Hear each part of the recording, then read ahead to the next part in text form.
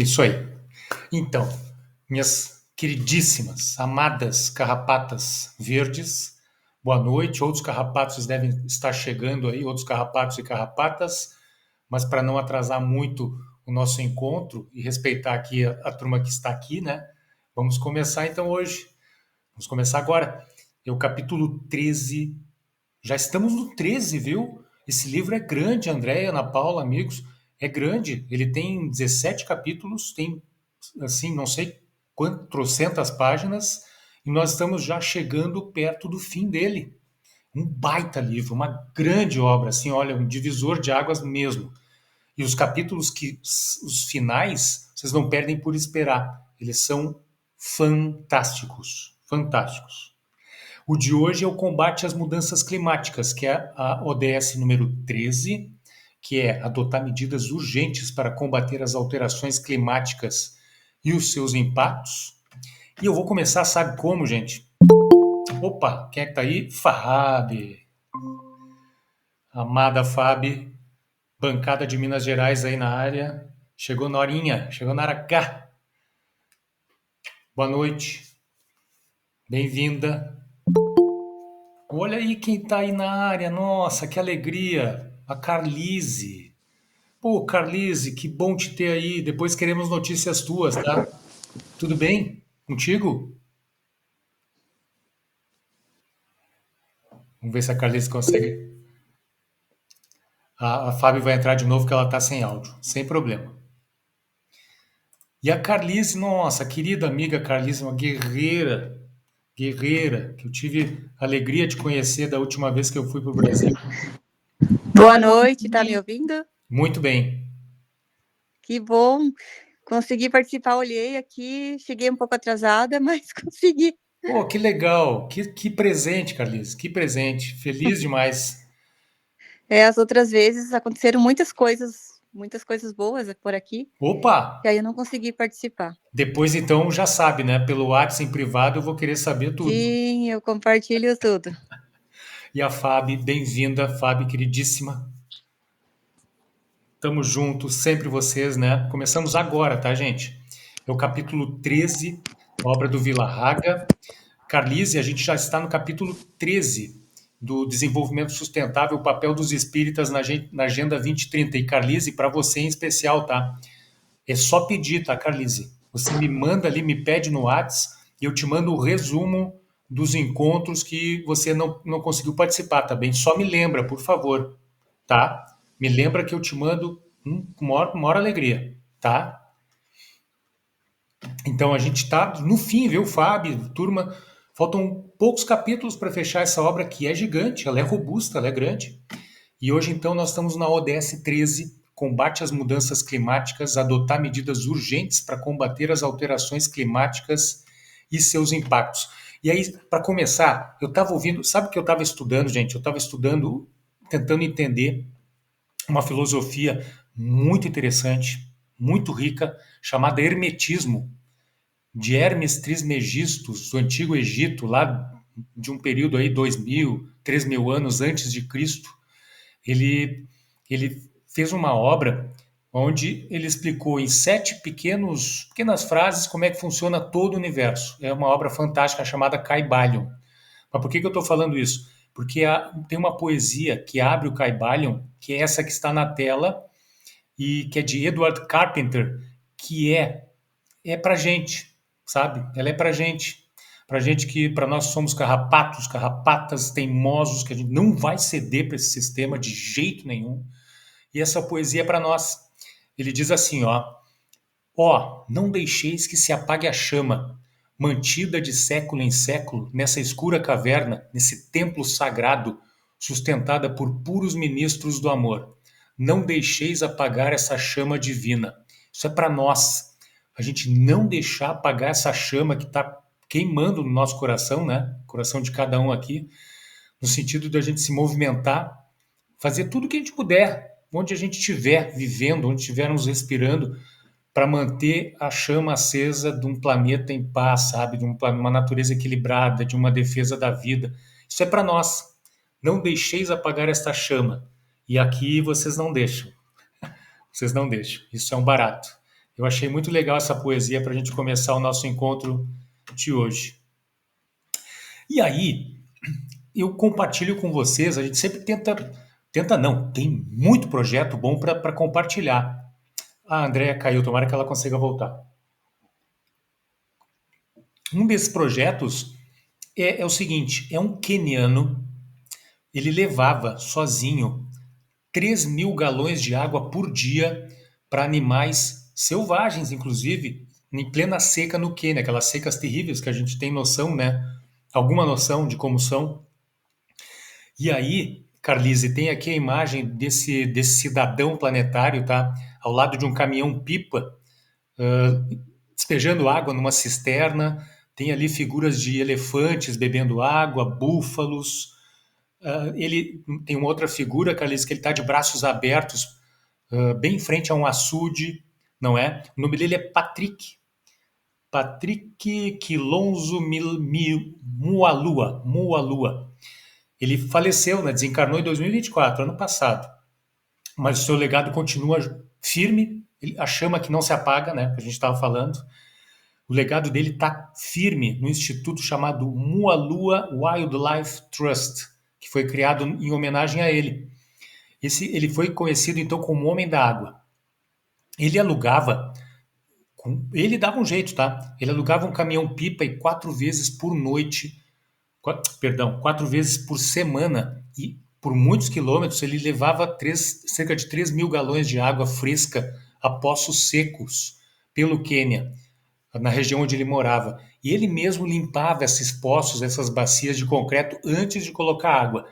Então, toda sorte de animais selvagens tinham onde matar a sede, por causa dele. Por causa dele. E aí o Patrick fundou um projeto chamado Tsavo. Tsavo é a região do Quênia onde ele fez esse projeto. Tsavo Volunteers. E olha que bacana, visitando escolas para consciencialização da importância da conservação da vida selvagem, falando para a turma, para a criançada sobre isso. Imagina o efeito na criançada. E falando do impacto das mudanças climáticas também. E o trabalho dele, óbvio, obteve doações, né? Ele não podia tocar isso sozinho. Ele teve apoio de entidades internacionais, ele fez projetos de doações via internet, o crowdfunding chamado, para manter essas entregas de água. Um projeto maravilhoso, maravilhoso. Eu vou colocar aqui no chat o site do projeto, para quem quiser dar uma espiadinha. Eu coloco também no WhatsApp depois lá, tá, Carlise?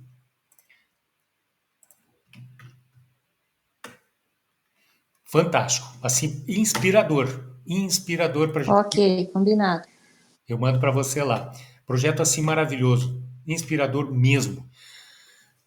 Gente, já que a gente está falando de combate às mudanças climáticas, vamos começar aqui esse capítulo do Vila Haga dizendo que assim, ó, mal podemos comparar isso que eu vou mostrar para vocês também, as atmosferas que eu vou mostrar para vocês. Não podemos comparar também. Não estamos aqui querendo ser apocalípticos, distópicos, mas vamos trazer aqui duas imagens do planeta Vênus.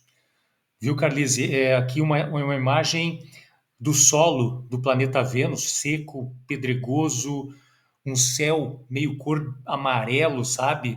Meio cor de. É um amarelo muito estranho, a cor da atmosfera do planeta Vênus. Essa imagem foi feita pela única missão da humanidade que conseguiu descer na Terra, na superfície do planeta Vênus, e fez essas imagens. E essa missão, o planeta Vênus é tão quente e a pressão atmosférica é tão alta que essa nave que pousou ali, ela não durou 1 hora. Ela teve 51 minutos para fazer o que pôde fazer em termos de ciência, né, de análise, de estudos, e foi arrasada pela pressão e pelo calor. Isso aí tudo para dizer o seguinte, que em Vênus, o efeito estufa de Vênus é qualquer coisa de violentíssimo. De novo, não estou comparando Terra com Vênus, não tem como comparar. Mas eu acho bem legal trazer o exemplo de Vênus, não sei não se sabe como é que Vênus chegou nesse ponto, mas assim, é o planeta mais quente do sistema solar, mais ou menos 450 graus Celsius na superfície. O verão lá seria bem difícil. E a pressão atmosférica, que agora eu esqueci, mas eu acho que ela é centenas ou talvez milhares de vezes a pressão da Terra. Por isso que essa nave não aguentou muito tempo. E aí, por isso que eu estou comparando, porque nós estamos combatendo as mudanças climáticas, estamos combatendo o efeito estufa. Eu acho bem interessante ter presente algo extremo como Vênus. Nós não vamos chegar nesse patamar, mas para entender o caráter urgente do trabalho que nós temos aqui na Terra, não é? E aí, tem uma citação de uma obra chamada As Cidades Invisíveis, de Ítalo Calvino. A capa aqui do livro tá exibida, viu, Calise? Mostra aqui a Torre de Babel do Velho Testamento. Essa Torre de Babel aqui, se não me engano, é uma pintura de um pintor holandês, sabe? Representando a Torre de Babel. E o autor, Ítalo Calvino, ele disse o seguinte: olha só, o inferno dos vivos não é algo por vir. Se há algum, é este que já existe aqui, diz ele. O inferno que habitamos todos os dias, que formamos estando juntos. Aí que vem a parte legal dele, tá? Começa infernal, né, a fala dele, mas termina bem, olha só. Há duas formas para conviver com isso: aceitá-lo e viver como parte dele, aceitar o inferno na Terra e ser uma parte dele, aceitar ser doente como a sociedade doente, o planeta doente como tá, até deixar de vê-lo, ou buscar e reconhecer quem e o que, em meio a esse inferno, não é inferno, fazer durá-lo e dar-lhe espaço. O que isso significa? É não aceitar o inferno, entre aspas, né, do planeta, e procurar se unir, buscar, conhecer, juntar forças com quem não está, sabe, de corpo e de alma, conectado com esse planeta do jeito que ele está, doente do jeito que ele está, entendem? É buscar e reconhecer quem não é, quem e o que não é esse inferno do planeta Terra, fazer essa pessoa, essa entidade, esse movimento crescer, durar e dar espaço para ela. Entenderam? É uma mensagem que eu achei, é um caminho para a gente lidar com as dores do mundo, né? A gente estava falando, né, Andréia? O momento escandaloso que o planeta está vivendo é uma maneira interessante da gente encarar as coisas no planeta do jeito que estão hoje. Essa frase é inspiradora, é fantástica, eu adorei essa frase e eu vou levar adiante por aí. E minhas amigas, então, já que o Vila Haga está falando de efeito estufa, bom, todo mundo sabe, né? Tá careca de saber, é a capacidade de aprisionamento de calor num planeta conforme a capacidade gasosa dessa atmosfera, ou melhor, a composição da atmosfera, né? Quanto mais carbono, monóxido de carbono, dióxido de carbono, metano ela tiver, maior o aprisionamento de calor, maiores as consequências do que a gente está vendo já por aí, não é? Esse termo eu não sabia. Aliás, muito aqui do que eu vejo no livro e passo para vocês eu não sabia. Esse termo, efeito estufa, nasceu no século XIX, século de Kardec. Surgiu por volta de 1824 por um cientista francês chamado Fourier, e foi o primeiro cálculo do aquecimento global das emissões humanas, e o primeiro cálculo dessas emissões veio ali 72 anos depois, em 1896, com um químico sueco chamado Arrhenius. Ou seja, no século XIX eles já estavam medindo isso. Adivinha? Eu acho, dou um palpite que é por causa da Revolução Industrial, que estava em pleno andamento. Interessante, né? É um conceito do século XIX. E assim, gente, os principais gases de efeito estufa quais são? Muitos vocês já devem saber, mas é legal repetir: gás carbônico ou dióxido de carbono e o metano e o óxido nitroso também. E também aqueles compostos fluorocarbonados. Isso diz o nosso amigo Vila Haga.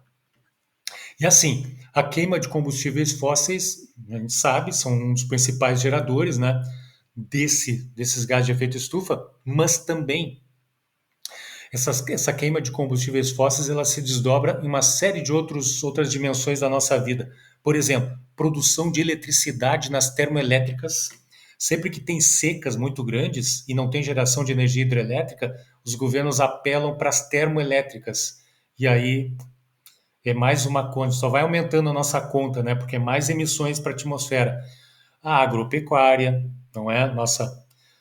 Nosso querido agro, que não é pop, criação de gado, desmatamento, queimadas, uso de fertilizantes nitrogenados que ajudam a aumentar aquele óxido nitroso na atmosfera. As indústrias em geral, e aqui o Villarraga deu um destaque para a indústria do cimento, que é assim gigantescamente poluidora, e eu complemento aqui com a indústria da moda, que a gente sabe que está ali no pódio das maiores emissoras de, de gases de efeito estufa, emissoras de consequências sociais graves, mão de obra barata, enfim, uma série, um efeito em cadeia de situações complicadas por conta da indústria da moda. O transporte em geral não é na base de carvão, gasolina, diesel. E aqui o Villarraga chamou atenção para a manutenção dos prédios, sabe? O uso de sistemas de refrigeração e aquecimento também contribui muito. E aí aumenta a temperatura do planeta, nós usamos mais refrigeração, e aí um ciclo vicioso, não é? Vai se criando. Aí, olha só, gente, esse cara aqui é fantástico, viu? Se alguém um dia tiver tempo de dar uma pesquisadinha sobre a vida dele, vocês vão se encantar. É um naturalista chamado John Muir. Ele foi, ele nasceu nos Estados Unidos e assim, o cara tinha uma conexão com a natureza fantástica. Carlise tem uma foto dele aqui, é um senhor, foto preto e branco, de barbas longas. Ele está ali sentado uma pedra do lado de um lago, admirando a natureza. Ele tinha o hábito de sair para longas caminhadas nas montanhas, levando uma comidinha, uma água, pouca coisa, e ele era meio doido, né? Ele torcia pelas tempestades, porque ele pensava que as tempestades eram uma manifestação da mãe natureza, dos poderes da natureza. Então, quando ele estava na montanha e tinha tempestades, ele ficava especialmente feliz. Ele disse essa frase aqui que eu achei muito legal para trazer aqui para nós. A poluição, a contaminação, a imundície são palavras que nunca deveriam ter sido criadas se o homem tivesse sabido viver em conformidade com a natureza. Não teria no dicionário, não teria. E você sabe, isso me lembra, sabe o quê? O Joseph Campbell, que é um mitologista, o cara é o papa da mitologia, ele disse, se não me engano foi ele que disse, que nos Estados Unidos, entre os povos originários que sobraram dos Estados Unidos, não é? Não tem, por exemplo, no vocabulário deles, a palavra propriedade. Não existe. Ele pesquisou na língua dos povos originários e não tem. E eu duvido que existisse poluição também no vocabulário deles. Eles estavam acostumados com uma outra relação com a natureza, não é? Então é muito legal. E aqui a gente vai dialogando com os povos originários, né? Tentando resgatar aquilo que a gente precisa aprender com eles. E aí, gente, hoje dele água, viu? Porque fez 37 graus aqui em Guimarães hoje, um calor infernal. Não é o inferno do Ítalo Calvino, mas foi um calor infernal. Ó, a Trícia na área. Aí, garota, saudade da Trícia. Beijos aí, minha ativista poderosa, multifunção, multicorpórea. Seja bem-vinda aí, minha amiga. A gente está no capítulo 13, tá? Do Villarraga, Combate às Mudanças Climáticas. E tá bem no início, viu? Antes tarde do que mais tarde. Eu gosto de usar essa frase também, Trícia. E assim, Trícia, perdeu bem pouquinho, tá? Se tiver tempo, que eu sei que teu tempo é curtésimo, a gente amanhã, se Deus quiser, eu já lanço no canal do YouTube a gravação e pode pegar o pedacinho até aqui, que teve falas legais, viu, Trícia? Então, consequências de nosso impacto no clima. E a Trícia, né, a bancada de Minas Gerais, né? Sempre aí, né? Fábio, Andréia, Trícia, é uma dominação total. Gente, olha isso. Vocês viram isso aqui? Carlise, eu vou passar um vídeo agora da CNN Brasil, dos Alpes suíços, tudo branquinho lá no topo, branquinho de neve, ali um terço, o terço final do topo das montanhas coberto de neve, tá? E os 2 terços iniciais para baixo sem neve, tá? E um céu bastante nublado. O que essa imagem vai mostrar? Ela não tem áudio. Ela vai mostrar, Carlise, uma avalanche imensa, gigantesca de gelo e de pedras. descendo montanha abaixo, um negócio assim imenso, tremendo, e que atingiu um vale, sim, atingiu uma cidadezinha suíça num vale, num vale ali não vai dar para ver direitinho o vale porque é bem profundo. Blatten, Roberto, ficou Isso, submerso, ficou isso aí. completamente arrasado. Isso aí, isso aí. Então, Carlise, olha só, uma fumaça, uma poeira, um material de gelo, pedra, neve, tomando conta daquele vale por conta desse desmoronamento. E por que que aconteceu o desmoronamento?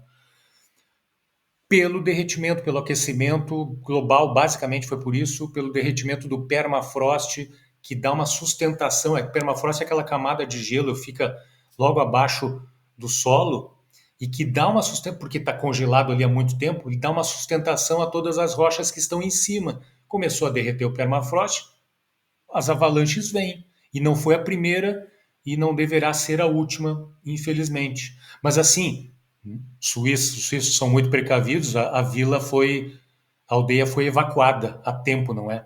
Uma quantidade grande de pessoas saíram de lá.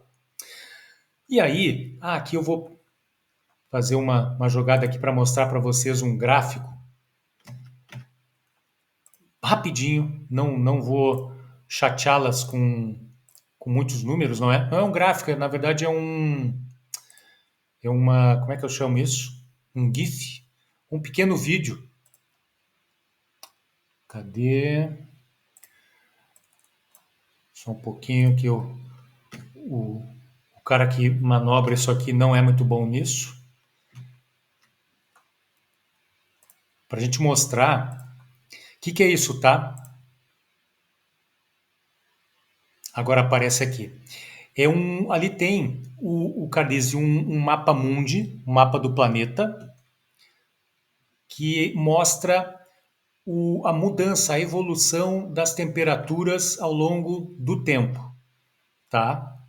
O que acontece aqui? Ele vai mostrar aqui num filminho as cores ao longo de todo o mapa, elas vão saindo de uma cor mais azulada, que é uma temperatura mais fria e que está ali abaixo, numa temperatura média de uns -4, não sei se é média isso. Não, é um desvio da temperatura normal. O azul, quanto mais azul, mais perto de 4 graus negativos, e quanto mais vermelho, mais perto de igual ou maior que 4 graus negativos, e isso numa análise desde 1880. Tá bem? Não tem áudio, é só a evolução ao longo do tempo. Ali, 1894, virada do século, 1900, o planeta vai começando a perder um pouco a tonalidade azul para começar a ganhar a tonalidade mais alaranjada. 1924, 1929, de 35 a 39.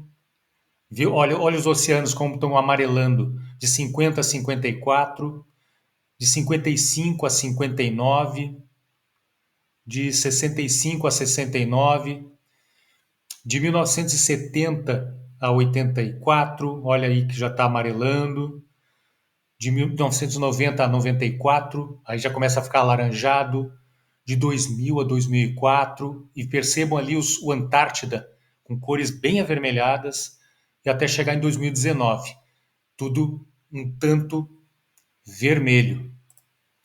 Então mostrou, viu, Calise, minhas amigas, mostrou a evolução disso, não é? Como está um mapa muito interessante que nos dá o visual da situação, não é? Opa, estou partilhando algo que não precisa. Vamos aqui voltar. E esse é o cenário então, né, turma? Esse é o cenário do planeta. Por isso a Agenda 2030 está aí a 1000. Já estamos aí no meio do caminho e devendo ainda muitas ações. Que mais? Ali, então, as consequências a gente sabe bem, não é? Do nosso impacto, a consequência das mudanças climáticas, né? Ciclos de chuva e seca alterados, tempestades, calor, derretimento das calotas polares, o aumento do nível do mar. E aqui, gente, onde nós estamos, eu e a Ana Paula, em Portugal, Portugal sofre de um jeito em especial com o avanço do mar, que já está mordendo o litoral de Portugal em várias regiões aqui de Portugal. O pessoal está tendo que começar a recuar cada vez mais. E assim, olha que número interessante, na década de 2010 a 2020, 83% dos desastres naturais tiveram relação com as mudanças climáticas e 1,7 bilhão de pessoas nesse período foram de alguma forma afetadas por estes desastres, conforme levantou o nosso Vila Haga, e que é o número da Cruz Vermelha Internacional. E aí, gente, eu trago aqui uma coisa muito interessante. O paradoxo das seguradoras, o paradoxo capitalista das seguradoras. A gente está vivendo num regime capitalista que caminha passos largos para sua ruína e vai levando junto muita gente, muitos animais, muitos vegetais, muitas espécies, enfim.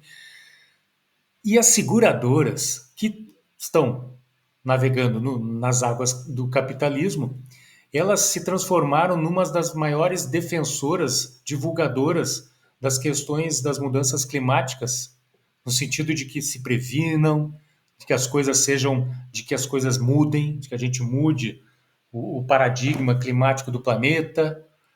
Mas aí por que não é? Não é porque são bonzinhos, não é porque são da MAVE, as seguradoras, é porque eles pensam também e fundamentalmente nos lucros deles. Eles querem menos sinistros, menos situações de risco onde eles tenham que desembolsar pagamento de seguros, sabe? Seguros por conta de enchentes, de incêndios e por aí vai. Então tem um paradoxo muito interessante, não é? Alguém de dentro do sistema que lucra muito com o sistema e que defende algo que vai contra o sistema. Perceberam? Eu acho interessante esse paradoxo capitalista das seguradoras. E aí, gente, esses impactos das mudanças climáticas acontecem em várias dimensões da vida. Olha que menininho simpático, Carlise, tem um vídeo aqui rolando de um menininho muito simpático que está na beira de uma praia muito bonita, segurando um cartaz chamado, com os dizeres Save the Planet, salve o planeta. O planeta está representado por um globo mesmo, né? O planeta Terra. E o menininho está ali levantando a bandeira. Afinal de contas, eles vão sofrer, talvez não. A tendência é que sofram muito mais do que nós estamos sofrendo hoje por conta dessas mudanças, não é? E assim, os impactos mais fortes são sobre os mais vulneráveis. Os impactos materiais e financeiros, os impactos emocionais, impactos espirituais e religiosos, inclusive. Eu falo religiosos, sempre lembro de Meca. Não sei se vocês lembram-se, aquela peregrinação a Meca que os árabes fazem todo ano, né? Uma das regras do mundo islâmico é que, pelo menos uma vez na vida, o árabe tem que ir a Meca. Tem que ir a Meca, na Arábia Saudita, que é uma cidade sagrada, a cidade de Maomé, não é? E lá, no meio do deserto, faz um calor, às vezes 59, 58 graus, e todo santo ano, gente, aqui a notícia não acontece muito, assim, ou acontece pequenininha, não tem mais muito destaque, porque virou comum. Todo santo ano morrem dezenas de pessoas por conta do calor nessa peregrinação à Meca. Por isso que eu falo que um dos impactos fortes aqui são também de ordem religiosa, não é? Para quem é peregrino, impactos culturais, impactos em regiões de guerra, em regiões em guerra. Alguém já parou para pensar no ecossistema, não apenas dos irmãos palestinos, né? Mas no ecossistema da faixa de Gaza, como é que está? Sabe? Então, assim, os impactos nas regiões em guerra, então, são tremendos. E os impactos sobre os sistemas de saúde pública e privada também são imensos. Eles não dão conta. A saúde pública, muitas vezes, não dá conta do recado dessa encrenca toda. A capacidade de resposta não é das melhores e nessa resposta acontece uma injustiça social. Quem pode mais recebe um atendimento melhor, sabe? E então a injustiça climática acaba respingando aqui também. E assim, boa parte, diz o Vila Haga, da elevação das temperaturas é resultado das ações para atender uma demanda crescente de parte da população por energia e pelos diversos artigos de consumo, por essas tentações aí, entre aspas, do mundo consumista, muitos deles absolutamente supérfluos, Vila Haga está certo, e que não agregam em nada, se é que agregam alguma coisa para o crescimento intelectual e moral das pessoas. Então, a origem também está aí, não é? A origem está no lado de dentro também. Essa questão de comprar, consumir, para atender talvez muitas vezes uma carência da pessoa nesse sentido. E aí, minhas amigas, por favor, interrompam à vontade, tá? Nós somos muito criativos entre aspas, não é?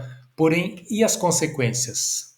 Por que eu coloquei criativos entre aspas? Para trazer aqui uma informação para vocês muito interessante, que eu acho que pouco se fala nisso. Eu soube naquele curso Colapso Ecológico, que volta e meia trago conteúdos aqui daquele curso, que é muito bom. Sobre criação de novas substâncias. O homem cria uma quantidade imensa de novas substâncias químicas e cria sem saber, sem ter a menor noção das consequências que elas vão exercer no planeta e sobre as nossas vidas, sobre as vidas de não humanos, de vegetais, de animais.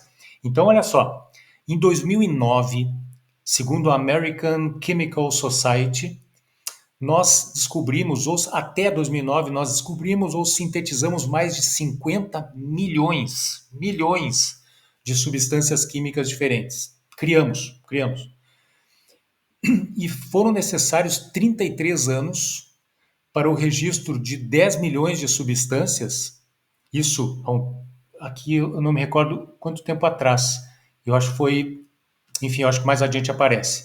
Mas foram necessários 33 anos para um registro, ao longo desse período, de 10 milhões de substâncias e apenas 9 meses, nos últimos tempos, para acrescentar mais 10. Ou seja, nós estamos acelerando a criação de substâncias químicas.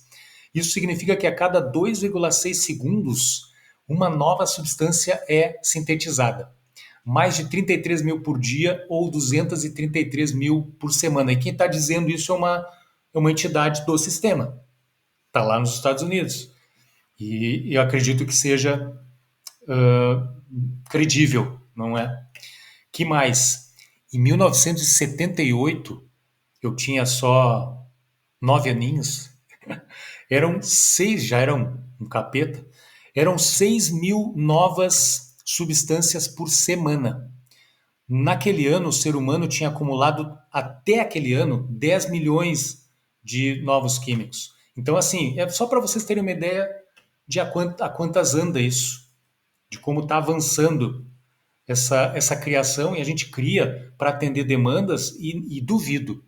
Não dá tempo para ter ideia sobre os efeitos que essas substâncias terão e muito menos dá tempo para mitigar, para pensar em alguma coisa para minimizar os efeitos.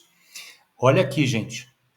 193 milhões de substâncias orgânicas e inorgânicas, incluindo ligas metálicas, compostos, minerais, misturas, polímeros e sais, foram publicados em materiais científicos desde o início dos anos 1800. Então, assim, a gente está em 2024, né? 224 anos, vai. 193 milhões de substâncias orgânicas e inorgânicas novas desde o início dos anos 1800. Não é pouca coisa. A turma que trabalha com engenharia química aí deve ganhar bem, nem deve ganhar muito bem, né? Porque ninguém tem um salário de jogador de futebol hoje em dia em área nenhuma. Então, não é fácil. O que existe é por isso que o retorno à simplicidade é um negócio fantástico, né? Aos poucos materiais que a natureza fornece, usa-os, recicla-os, renova-os, não é? Isso diz respeito ao fardo planetário das monoculturas, viu, minhas amigas? Isso, e aqui tem um númerozinho, eu não vou chateá-las muito com números. Carlise é um gráfico que mostra aqui o uso da terra desde 2000 antes de Cristo, não é? Então, assim, a área construída pelo homem, não é? Na terra que tem disponível, ela foi ali, né, do ano 2000 antes de Cristo até o ano zero, ela cresceu bem de leve, muito pouco. Aí depois, ao longo da Idade Média, até ali o Renascimento, pouco antes, cresceu já um bocadinho, mas numa linha ainda suave, digamos assim, não é? E da Revolução Industrial para cá, a linha do gráfico dá um salto quase que vertical em área construída. Também dá um salto super vertical na área de pastagem para criação de gado. E também dá um salto vertical muito forte ali em marrom, está descrito nas culturas agrícolas, que são as monoculturas.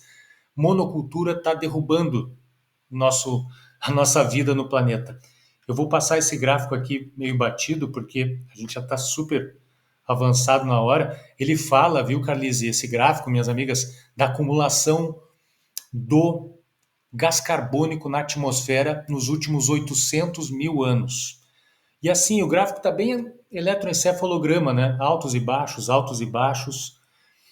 Porém, nos últimos, vamos lá, 50 anos, a quantidade de partículas por milhão na atmosfera de gás carbônico, elas saíram ali da casa das 250 partículas para 412 partículas, um salto muito grande no período muito pequeno de tempo e que tem efeitos, obviamente, tem efeitos nocivos para toda a vida no planeta.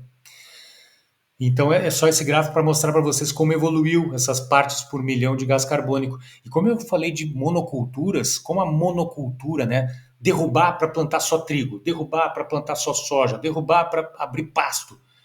Monocultura é o inferno de Ítalo Calvino na Terra, é um inferno. E eu recomendo muito a vocês, tá? Eu vou colocar no Whats depois uma palestra do Ailton Krenak, que é o filósofo indígena brasileiro, um cara fantástico, fora de série. Ele faz uma palestra no Colégio de França, em Paris, falando sobre habitar a Terra no período antropoceno. E ele fala assim lindamente sobre as monoculturas. Ele explica por que a monocultura e não por que a monocultura está nos derrubando e como estamos longe, cada vez mais longe da diversidade de uma agrofloresta, sabe? Embora esse contexto esteja crescendo de novo, graças a Deus, mas ainda tem um longo caminho pela frente. Então o Krenak fala isso, sabe? Das monoculturas, entre outras coisas. Olha, é uma fala curtinha, tá? É 30, 40 minutos. Vale a pena, recomendo, tá? Recomendo. A gente conectar com essa turma, os povos originários, nós temos muito que aprender com eles. Muito. E, gente, indo adiante aqui, já estamos quase no fim, tá, minhas amigas? Nós temos, e isso aqui eu entendi a partir da obra do Villarraga, tá? Nós temos duas vias de sacralidade com as florestas. Duas, tá? Duas vias de respeito. Um jeito e as duas vias são sacras, eu já vou dizer por quê. A primeira é uma floresta respeitada, sacralizadamente respeitada como uma manifestação de Deus na sua biodiversidade, pelos seus povos originários, pelos serviços que a floresta nos presta, serviços ambientais de regulação do clima, sequestro de carbono, conservar solos e águas, manter os ciclos da chuva e da água. Isso é o respeito sagrado da floresta. E tem um respeito sagrado também, sabe, das florestas. Vocês vão entender a ironia, o oposto, o dualismo aqui, que é a floresta, entre aspas aqui, aspas, muitas aspas, respeitada como uma manifestação, de novo, entre aspas, de Deus, Deus minúsculo, com todas as letras minúsculas. Floresta respeitada como uma manifestação do Deus, do Mamon, do Deus capitalista, do César imperialista, que as consequências são o aumento dos gases de efeito estufa, a eliminação dos sumidouros naturais de gás carbônico, não é? Que a derrubada da floresta significa isso, poluição dos oceanos significa isso, o enfraquecimento dos serviços ambientais, que ajudam a vida no planeta, que ajudam a regular o clima, a limpeza étnica, que nós estamos assistindo hoje também, em nome de projetos escusos, em nome de projetos que são um culto ao Deus com letras minúsculas, o Deus do capital, o Deus do dinheiro.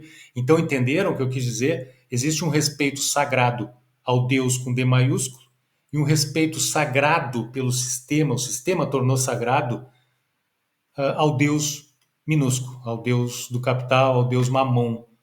E são as duas vias de sacralidade hoje com a vida, não só com as florestas, com a vida, não é?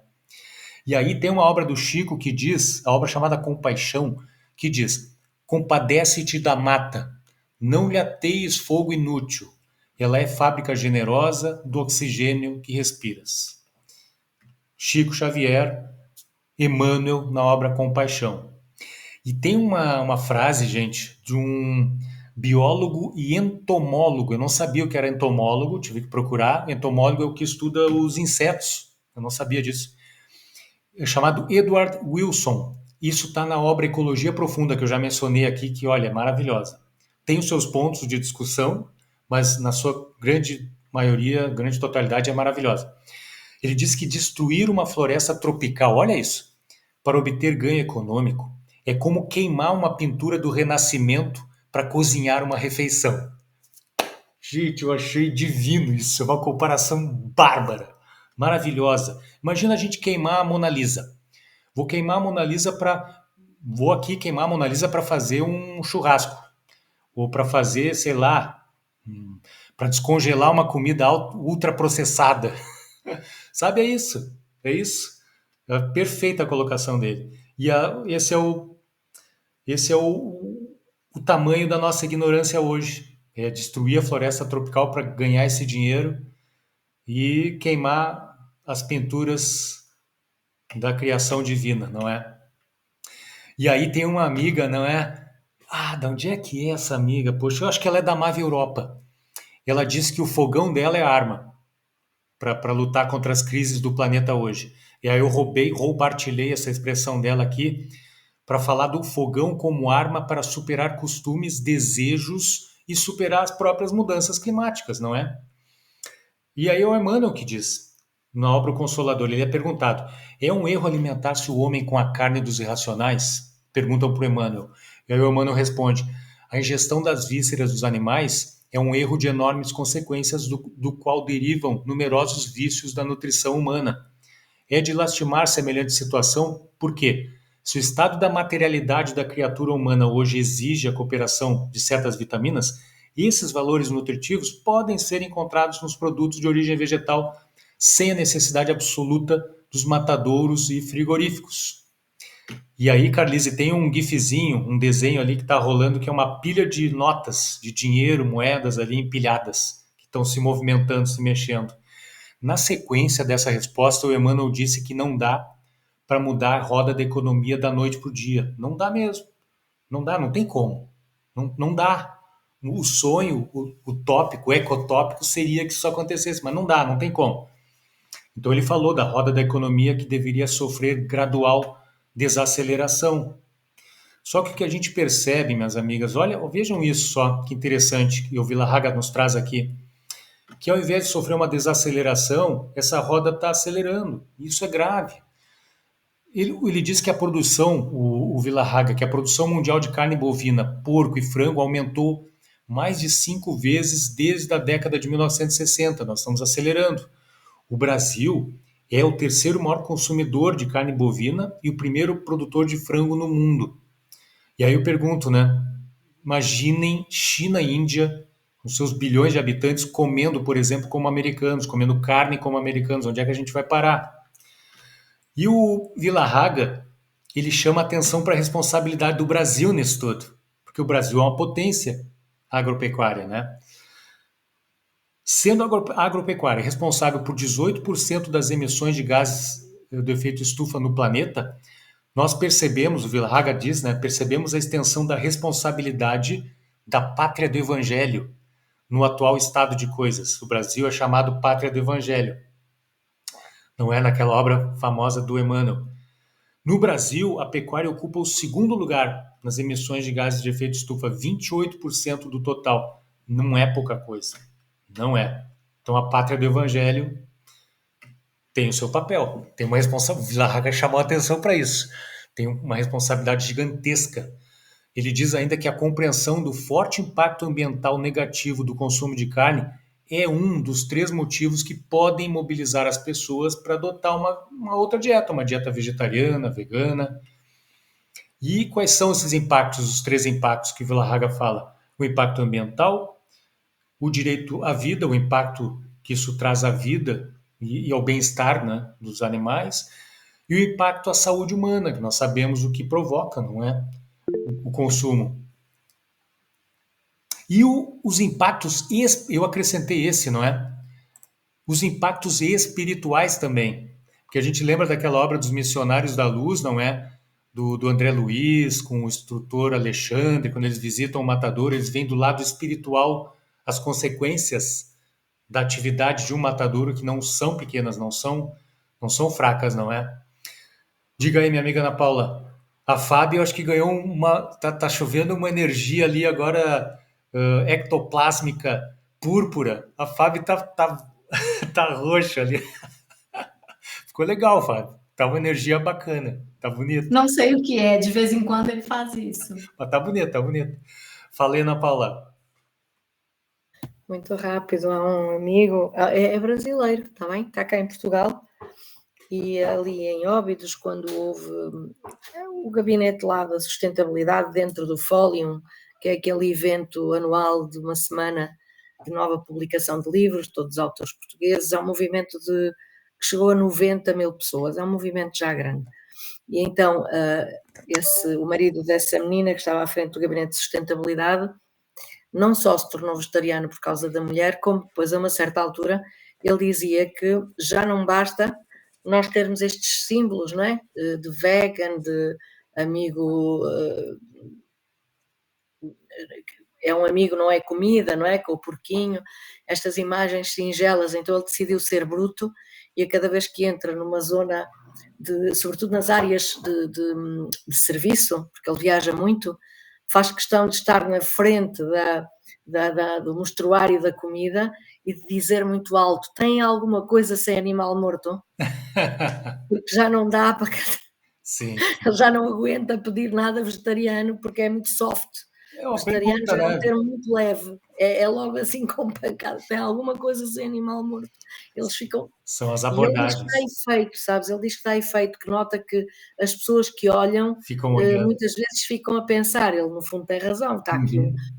um mostruário de coisas, não é? Muito soft, porque é o rissol, é o croquetinho, é a empadinha, é o embrulhinho cheio de carne. Sim. E portanto ele decidiu que a partir de agora a campanha dele é: tem alguma coisa sem animal morto. Tudo é sementes. Tudo são sementes. E tá certo. Sendo dentro de um contexto de comunicação não violenta, e isso não é, penso eu, tá valendo, tá valendo. Que mais, gente? Ah, sim. A posição do Brasil na COP na Amazônia. Tá chegando a COP em Belém, não é? O Brasil, a pátria do evangelho, olha só, Carlice, estou mostrando um gráfico aqui do ranking dos países com maior acúmulo de emissões de CO2 de 1850 até 2021. E aí te divide. Está numa cor verde escura a queima de combustíveis fósseis e uma cor verde clara no gráfico o manuseio do solo. E aí está na lista ali. Estados Unidos em primeiro, China em segundo, Rússia em terceiro e o Brasilzão em quarto lugar. E o Brasil até 2021, a queima de combustível fóssil até não é o maior foco de emissões. O maior foco está no manuseio do solo, na derrubada de florestas, abertura de pastos. Então vejam que é uma potência. A agropecuária não é à toa, mas a conta está aí, não é? A conta está aí forte. Que mais? Vamos ver os outros países aqui. A Alemanha está em sexto. Pessoal, percebem porque é que o Roberto fugiu para Portugal? Não faz parte do gráfico, reparem. Portugal O não está mafioso aqui. fugiu para cá. Portugal não está aqui. Eu procurei Portugal. A primeira coisa que eu fiz foi procurar no ranking e está lá embaixo. Tá lá embaixo. O que não nos exime do trabalho grande, porque as coisas estão acontecendo aqui também. A Ana Paula sabe, né? Que mais? E aí tem outros países aqui. A Ucrânia, olha a Ucrânia ali numa posição intermediária e por aí vai. E pleno ano da COP, não é? A Gênese de Kardec, olha só isso aqui, gente. Na Gênese, Kardec disse o seguinte: quando a Terra se encontrou em condições climáticas apropriadas à existência da espécie humana, encarnaram nela os espíritos humanos. Me perdoem fazer isso, tá? Mas pela lógica reversa, o que a gente percebe? Que há uma tendência a continuar. O que estamos a fazer com o planeta é criar condições para que não encarnem mais espíritos aqui humanos, né? A continuar, ou que encarnem menos, enfim, a continuar o ritmo, esse ritmo com o qual a gente anda maltratando Mãe Gaia, né? E aí, deixa eu passar para vocês aqui, Carlise. Deixa eu lembrar o que é isso mesmo. Ah, ok. Eu vou passar aqui rapidinho um vídeo inspirador. Não sei quem já viu, vai ver de novo, tá? Mas é do Gilberto Gil, a propósito da COP. É um vídeo muito bacana, muito bacana. Eu vou colocar para rodar e vou ativar o áudio. E quando eu ativo o áudio, eu não enxergo vocês. Então, se o áudio não estiver rolando, falem, tá? Vou colocar o vídeo, ele é bem curtinho. Depois de tantos caminhos, tantos carnavais, tanta travessia, chego ao fim desta etapa, mas não me despeço da canção, porque a canção continua, assim como o tempo que nos mostra. Nessa caminhada, nada se perde, tudo se transforma. A vida é refazenda, recomeço, reinvenção, renascimento. Eu aprendi isso com ela, a natureza. Companheira antiga minha, rainha dos silêncios e das orações. Foi ela quem me ensinou a ouvir o mundo antes de querer dizer alguma coisa. E olha, ela tem falado alto. No calor que arde, na água que falta, no chão que racha, mas também no broto que insiste, no rio que resiste e no canto dos povos que guardam a floresta como se fossem suas mães. Se eu quiser falar com Deus, talvez seja agora, talvez seja ouvindo o vento. A natureza pede coragem para mudar, para cuidar, para andar com fé, porque fé também é ação. O Brasil tem um papel lindo a cumprir, com seu axé, a sua diversidade de saberes e encantos. Um país que pode, sim, liderar o mundo para pensar um novo viver. Um mundo em que proteger a natureza é também proteger a nossa cultura, nossos corpos, sonhos, danças, cantos e memórias. Por isso eu digo, esse não é o fim, é só uma transição, como nas canções, um respiro antes do compasso mudar, porque o show da Terra, esse com bilhões de anos, ele tem que continuar. Brasil, conservar é nossa arte.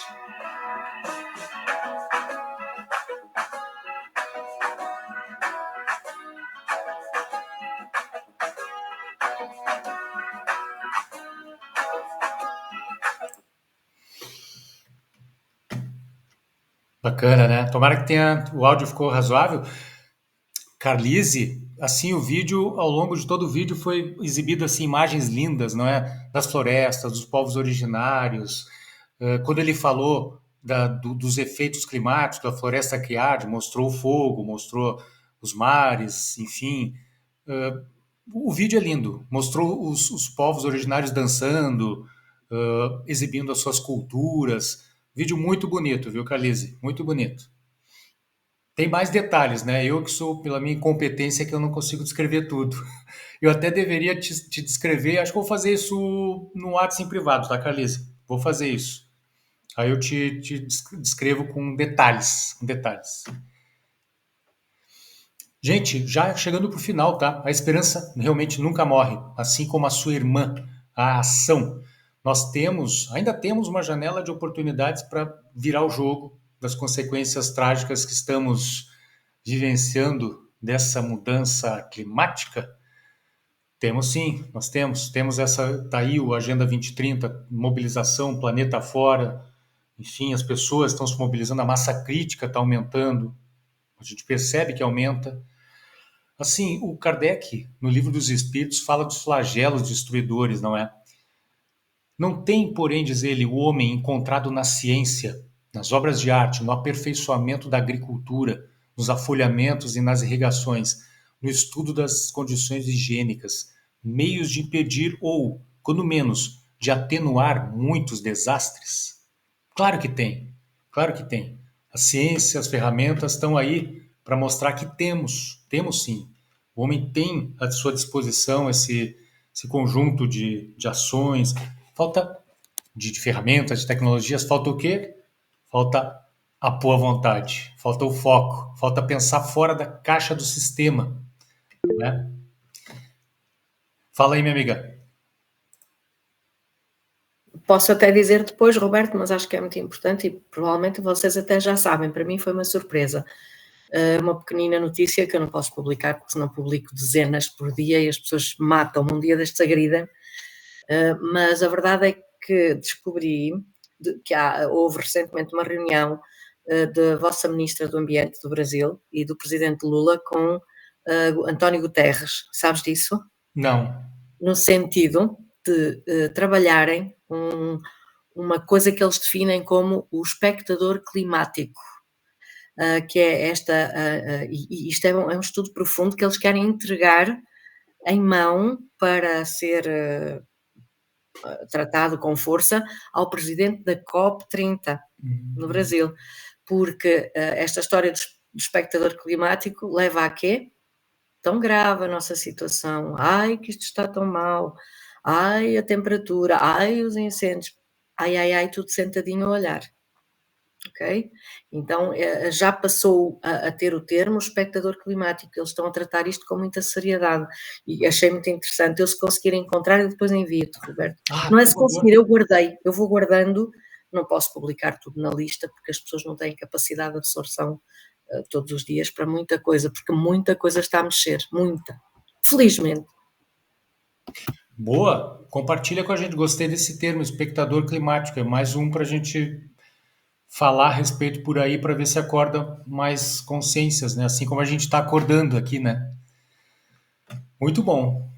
Compartilha depois com a gente, tá? Essa ferramenta, isso aí vale ouro.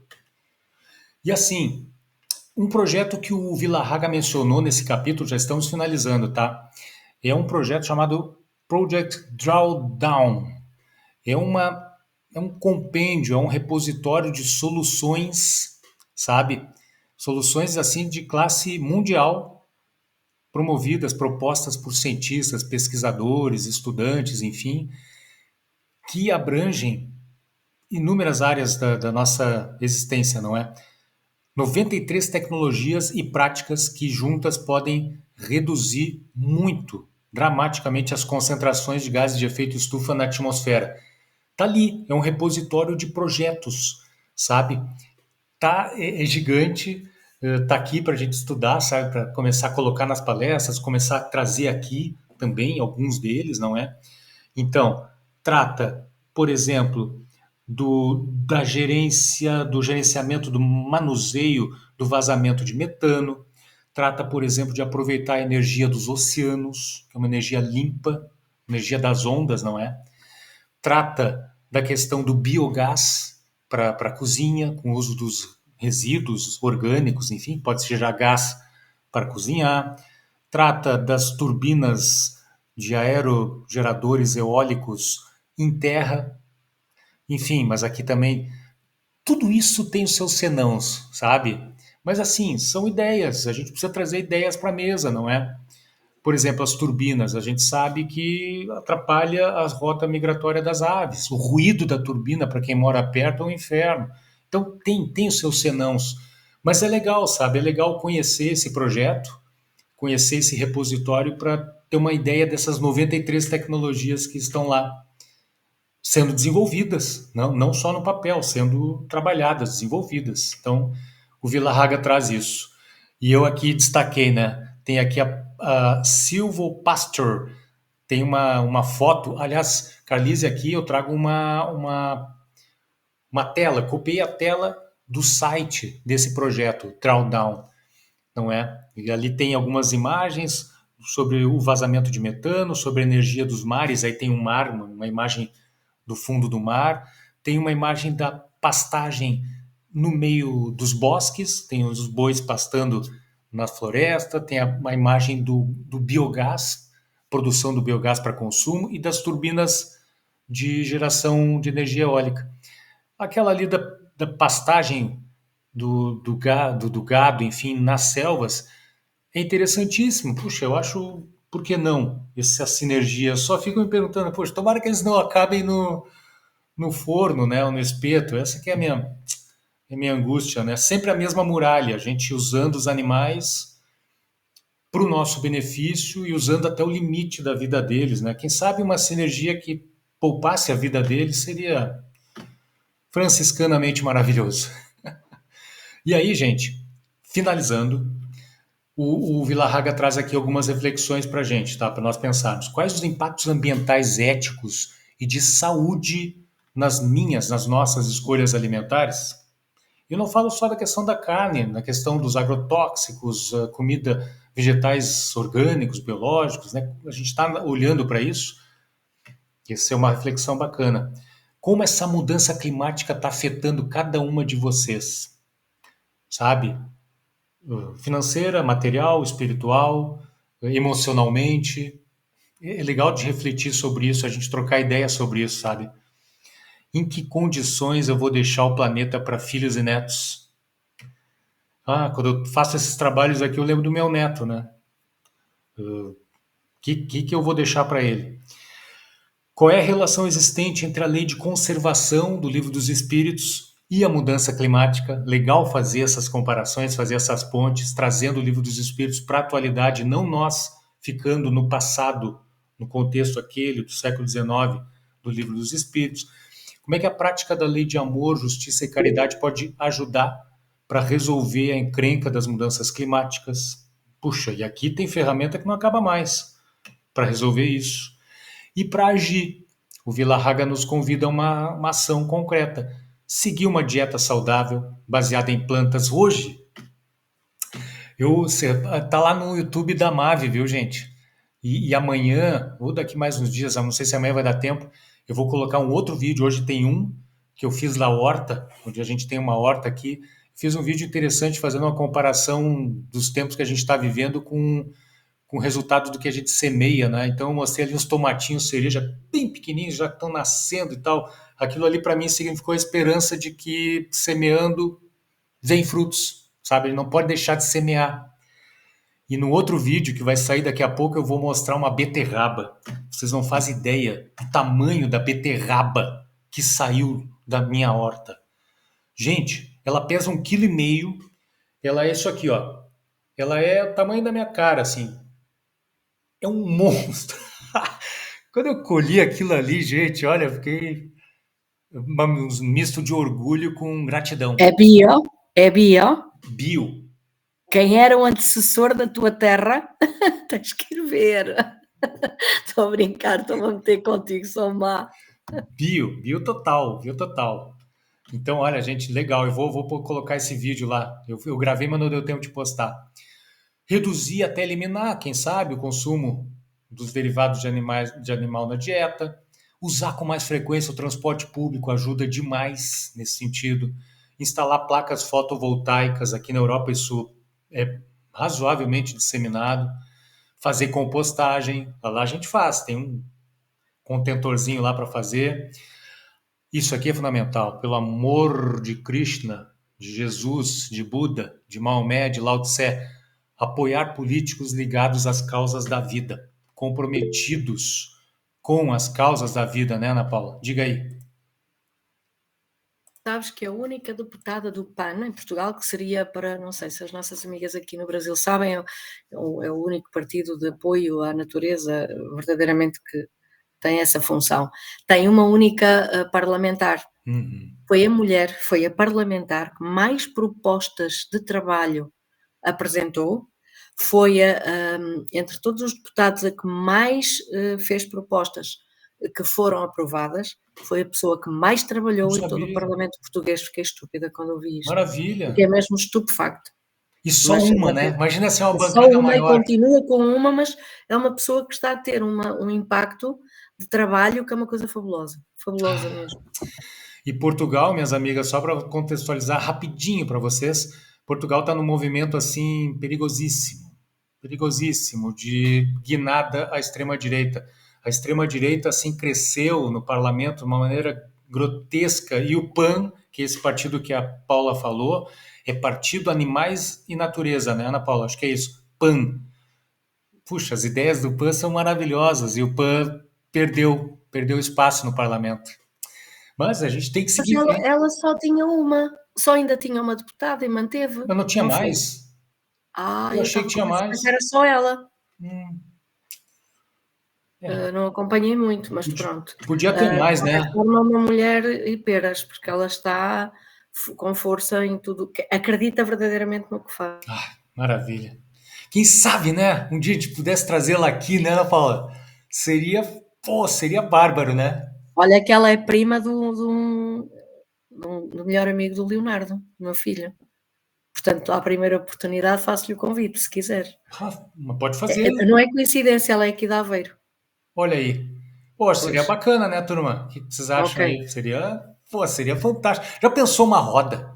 Uma roda de conversa que traz ela, Esclarecimento sobre Portugal. traz o Vila Nem Raga, quero. né? Olha aí. Fica a ideia, hein? Olha, vamos atrás disso. Nós somos carrapatos e insistentes. Vamos fazer esse convite. Gente, mais uma ideia: participar do programa de coleta seletiva da sua cidade, o Vila Raga fala isso. Mudar a iluminação das suas casas para lâmpadas LED, não é? Economiza pra caramba. E procurar consumir produtos orgânicos e locais. E também, por último, não menos importante, incluir o tema das mudanças climáticas nos estudos do centro espírita, do templo, da igreja, do terreiro, da mesquita, seja onde for. E, minhas amigas, eu acho que é isso. Vejam. Ah, não, tem mais uma última coisinha aqui. Jesus amado. Eu preciso correr. Diga, Ana Paula. Rápido. No centro dos espíritas tens todo tipo de incoerências. A última foi por parte de uma pessoa que considero muito uma referência que, com muito ênfase, diz, quando se falava de efeitos físicos, ectoplasma, com a mão assim muito enfaticamente aponta para uma das janelas do centro e diz: onde pensam que os espíritos vão buscar todos os fluidos necessários para materializar? A natureza. Estás a ver a minha cadeira a ficar com os petos debaixo do meu rabiote. Eu saltei, virei-me para trás para a minha orientadora de grupo, do ESD, porque eu estava... Consegui. Mas já fiz uma reflexão sobre isso com a pessoa. Não podemos fazer este tipo de afirmações e coibir-nos depois de não fazer nada Pela natureza. Pela natureza. É tão lógico, né? É a incoerência total. É tão lógico, é de uma lógica assim, nossa. E é uma coisa que, olha, eu preciso explorar mais, viu, Ana Paula? Legal ter trazido isso, porque eu não falo sobre isso por aí. E eu tenho uma palestra que é mediunidade e saúde mental no século XXI, se não me engano, uma coisa assim, e eu não falo disso. E é o gancho para falar da natureza. Muito bom, muito bom. Falei, Fabinha. É que eu achei engraçado, assim, você fazer uma alusão, né? Se busca na natureza, se destrói a natureza, então vai fazer como? É. Que tipo de ectoplasma vai vir, né? Se uma hora eu afirmo isso, mas tipo, ó, uma coisa é uma coisa, outra coisa é outra coisa. Ok, tudo bem. Mas se destrói a natureza, então vai buscar onde? Ô, Fábio, eu fui cínica, sabes? Porque fiz uma pergunta direta. Não fui cínica, sou direta, verdadeiramente. Quer dizer, nós ainda não compreendemos que não só nós precisamos, encarnados, como são os espíritos que vão protestar porque já não têm fonte. Ao afirmar uma coisa destas, nós temos que perceber que não só estamos a destruir o nosso, como o deles. Isso. Portanto, já estamos a ir para o lado lá fazer destruição. É bom que se perceba bem. Gente, Nem maravilhoso eles isso. próprios, não é? A Maísa, do grupo, o Roberto conhece, Maísa, A Maísa fala uma coisa que eu acho muito interessante. Sempre que a gente está vendo no grupo algum assunto assim que ele é relativizado, né? Ou ali não dada tanta importância, é assim, ó, enquanto isso me beneficia, eu apoio. No momento em que ou me dá trabalho, isso que cuidar, né, mudar hábitos, existe de nós uma força extraordinária para mudança, né? Porque se a gente nasce não tendo essa educação e a gente percebe que a gente, em vez de construir, a gente destrói, como você acabou de dizer, com uma simples coleta, né? Fazer uma seleção correta do lixo.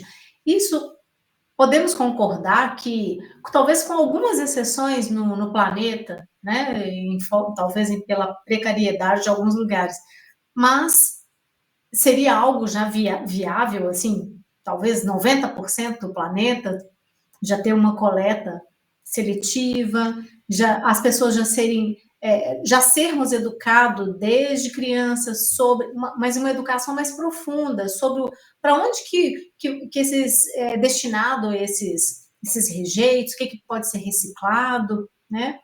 E aí a gente vê o exemplo dentro de casa. Eu moro num prédio, compartilho com outras pessoas, eu faço uma seleção que eu tento sempre observar se eu estou fazendo o mais próximo do correto possível, porque eu acho que a gente nunca faz 100% certinho, né? Mas aí que você chega, faz a seleção. Quando você chega na lixeira do seu prédio, tá tudo misturado de novo. Então, né? Aqui também. Aí você pensa assim, como é que faz? A gente já poderia ter. Então, a Maísa fala muito isso. Quando não vai me dar trabalho, ou quando não me beneficia, aí eu vou relativizar. Ah, não é isso tudo. Ah, isso é um exagero. Vocês estão exagerados. Não tem esse problema todo, né? Que até hoje existe, a gente sabe que por aí existem os negacionistas em relação ao clima, e que o mais interessante é que a justificativa dos negacionistas é uma coisa muito, muito cômica, porque tipo, a natureza mesmo ela se reconstrói. Ok, mas é que o que não é percebido nessa reconstrução é que para ela se reconstruir sozinha, a gente precisa sair do mapa. Então, Isso. eu gostaria que a natureza fosse cuidada e restaurada enquanto estivéssemos aqui, porque eu falo isso no grupo. O universo, né, do Criador é tão misericordioso, porque, vamos combinar, a natureza não precisa da gente, né? Num estalar de dedos, a gente poderia ser sacudido para fora desse planetinha, né?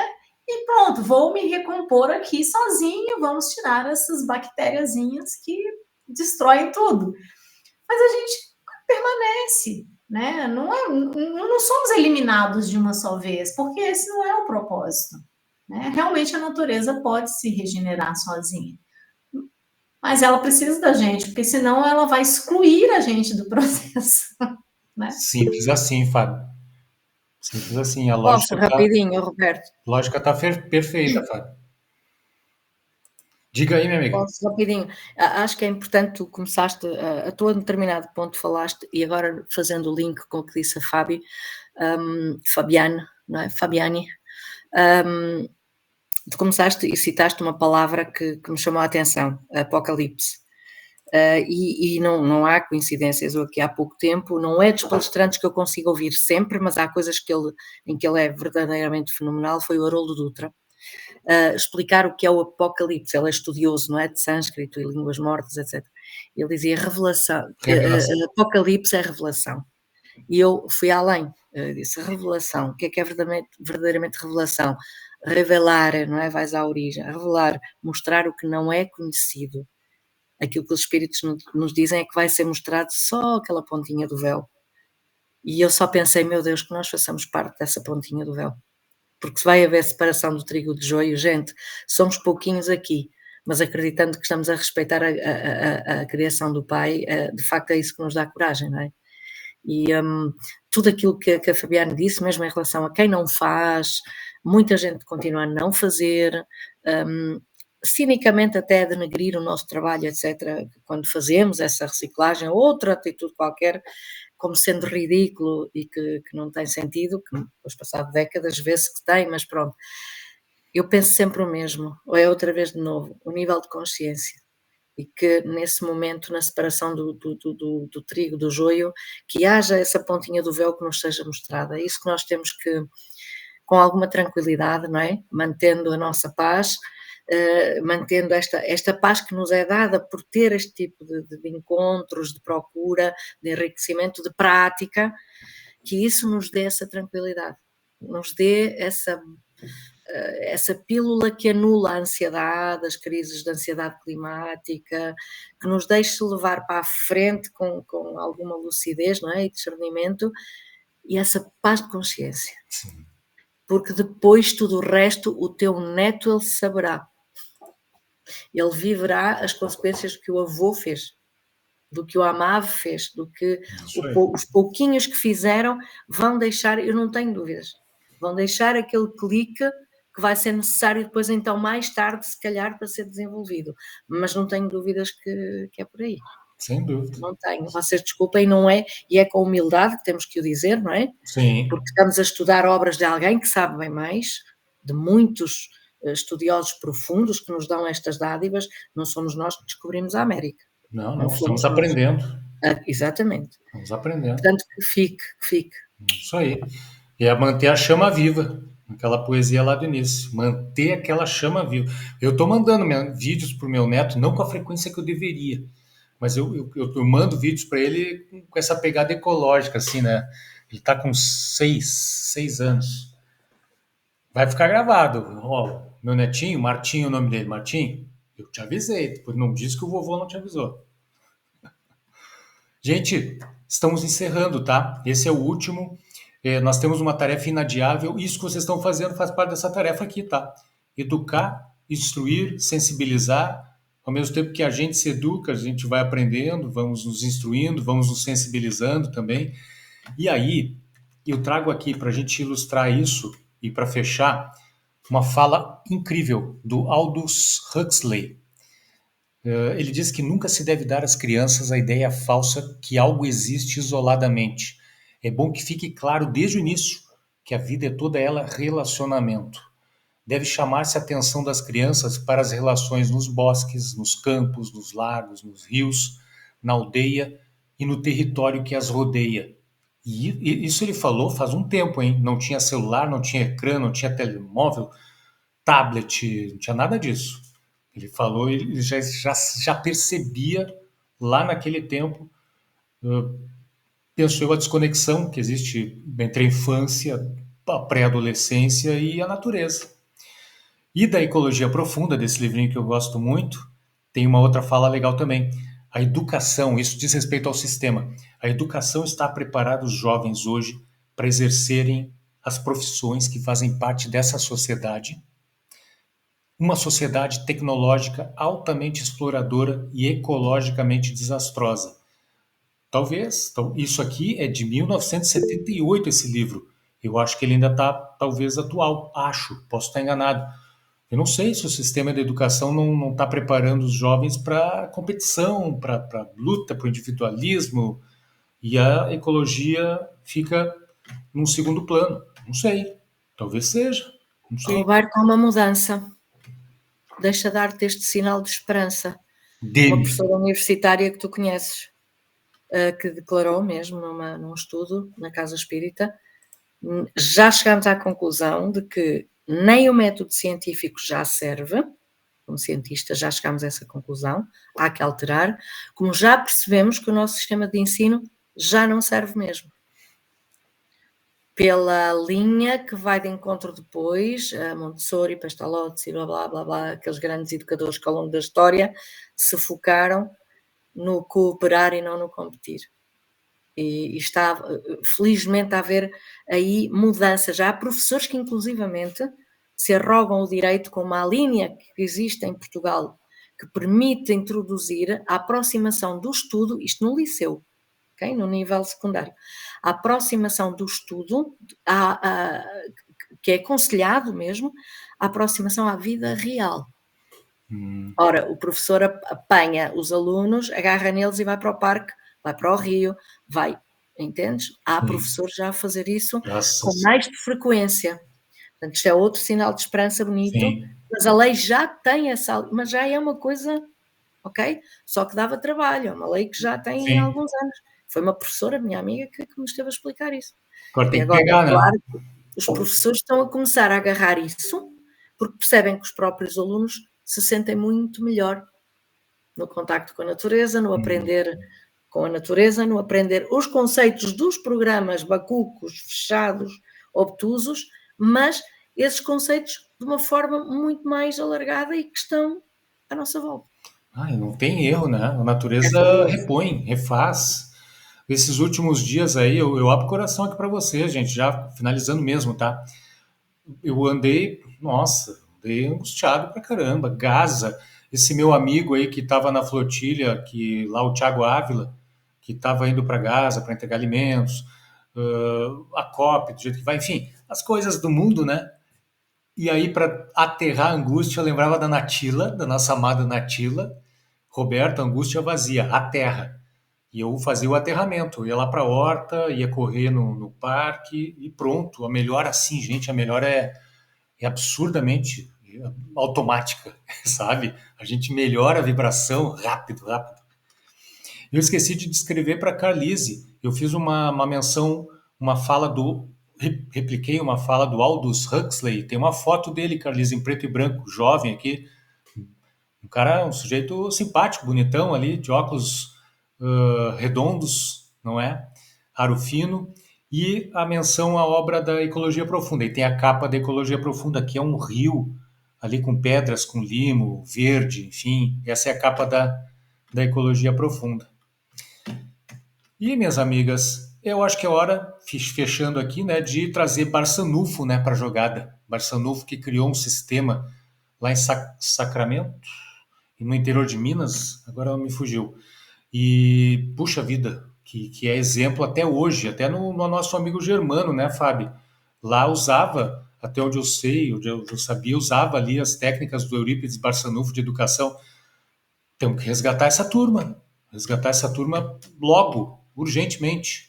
E aí tem um filósofo, a última fala aqui do dia, da noite, chamado Humberto Schubert, que é o neto da Sueli Caldas Schubert, né, famosa espírita, que ele diz, isso aqui é para fechar, né, para arrasar. A superação da ignorância não se resume a uma questão de educação, mas ao ato moral que exige coragem de saber. E aí está o Humberto Schubert ali numa palestra, com o microfone na mão, fazendo uma palestra numa imagem. Coragem de saber. Ato moral que exige coragem de saber. Nós precisamos ter essa coragem. Se não tiver a coragem de saber, nós vamos permanecer na ignorância e aí vamos estar longe de uma turma como essa, gente, para fechar aqui. Eu trago a foto dos 12, ali tem só 7 integrantes daquele barco que foi sequestrado, enfim, por Israel em águas internacionais, que só queria entregar alimento, remédio para Gaza. Só isso, eles só queriam isso, nada mais do que isso.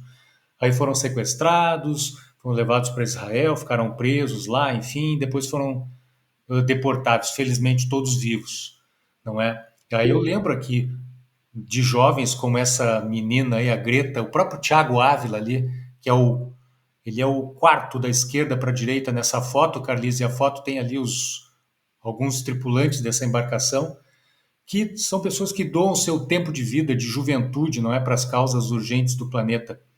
E a gente tem que agir urgentemente e nos conscientizarmos de que cuidar do planeta é cuidar dessa obra divina, reverter o processo de zumbização, né, fazer com que crianças e adolescentes não sejam zumbis tecnológicos e comecem a agir também, comecem a se envolver com a natureza e assim dissolver aquele maledeto triplo I, da ignorância, da indiferença e da inação, que aí a gente vira o jogo, aí não tem jeito, aí o jogo vira no planeta. Minhas amigas, avancei no tempo, mas era isso que tínhamos para hoje. Agradeço imensamente, né? Vocês são casca grossa, como se diz. É uma parceria que está aí, que não deixa a chama apagar e não vai apagar mesmo. E a gente vai seguir fazendo tudo que tiver ao nosso alcance para. Olha quanta ideia veio hoje de novo aqui, né? Eu vou sair cheio de ideias aqui para colocar nas palestras e replicar por aí. Então, passo a palavra para vocês, me despeço aqui, gente. Gratidão imensa. Quem quiser dar uma palavrinha, fique à vontade. Carlise, bom te ter aqui com a gente de novo. Patrícia, Andréia, Fábio, maravilhosas carrapatas. Boa noite. Boa noite, minha amiga. Boa noite a todos. E é isso. Deixa eu encerrar a gravação aqui, né? Senão não dá certo. Boa noite a todos.